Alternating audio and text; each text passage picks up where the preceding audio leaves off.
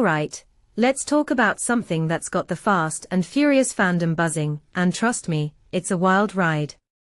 So, here's the deal, Louis Leterrier, the director of Fast Forever, hasn't even read the script yet. Yeah, you heard that right. The guy who's supposed to bring this franchise to its grand finale hasn't laid eyes on the very thing that made Vin Diesel cry. Personally, I think this is either a massive oversight or a strategic move, but either way, it's fascinating. What makes this really interesting is the contrast here. Vin Diesel is out here calling it the best script he's read in decades, while the director is off directing other projects, seemingly unbothered. From my perspective, this raises a deeper question. How much does a director really need to be involved in the early stages of a project? Or is this just a case of Leterrier trusting the process and focusing on other work? I mean, directors don't exactly sit idle, but still, this feels like a missed opportunity to be part of the hype, right? Now, let's talk about the elephant in the room, the 5-year gap between Fast X and Fast Forever. That's the longest wait we've ever had in this franchise, and it's not like fans are known for their patience. In my opinion, this delay is a double-edged sword. On one hand, it builds anticipation, I mean, who doesn't love a good cliffhanger? But on the other hand, it risks losing momentum. What many people don't realize is that the box office landscape has changed drastically in the past few years. Streaming is king, theatrical releases are risky, and audiences are pickier than ever. Leterrier himself admitted that Fast Forever needs to evolve with these changes, which makes sense. But here's the thing. If you take a step back and think about it, this franchise has always been about over-the-top action and family vibes. Can it really adapt to the new reality without losing its essence? That's the million-dollar question. Another detail I find fascinating is Leterrier's comment about budgetary adjustments. He said, "We have to align our budgetary needs to the reality of the box office." What this really suggests is that even a massive franchise like Fast and Furious isn't immune to financial pressures. Personally, I think this is a smart move, better to scale back and deliver something solid than go all in and risk a flop.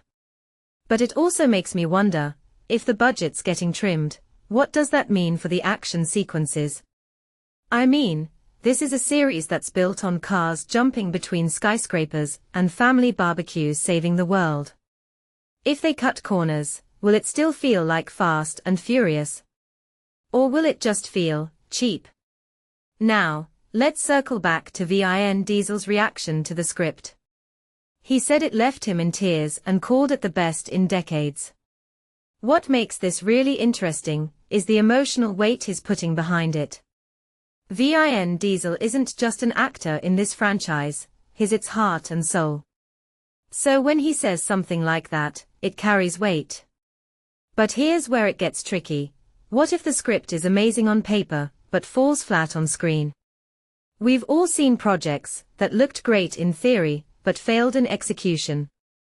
In my opinion, the real test will be how Leterrier translates that emotional core into a film that feels authentic.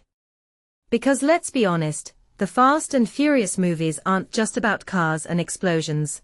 They're about family, loyalty, and ridiculous stunts that somehow make you feel something. If Fast Forever can't capture that, it doesn't matter how good the script is. Lastly, I can't help but think about the bigger picture here. This franchise has been going strong for over 2 decades. That's a rarity in Hollywood. But all good things must come to an end, and Fast Forever is supposed to be the final chapter. What this really suggests is that the stakes are higher than ever. This isn't just another sequel, it's the culmination of a cultural phenomenon. So, when Leterrier says he hopes they finish in the best way possible, I feel that. But I also wonder, can any ending truly satisfy fans after 20+ years of investment? Personally, I think the key will be balancing nostalgia with something fresh. Give us the callbacks, the emotional beats, but also something we've never seen before. Because if there's one thing Fast and Furious has taught us, it's that you can always go bigger, but you've got to do it with heart. So, here's my closing thought. Fast Forever is shaping up to be more than just a movie. It's a test of how a franchise can evolve, adapt, and say goodbye. Whether it succeeds or not, it's going to be a fascinating ride. And honestly, I can't wait to see how it all unfolds. What do you guys think?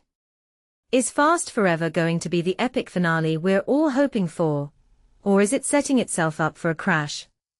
Let me know in the comments below. I'm genuinely curious to hear your take.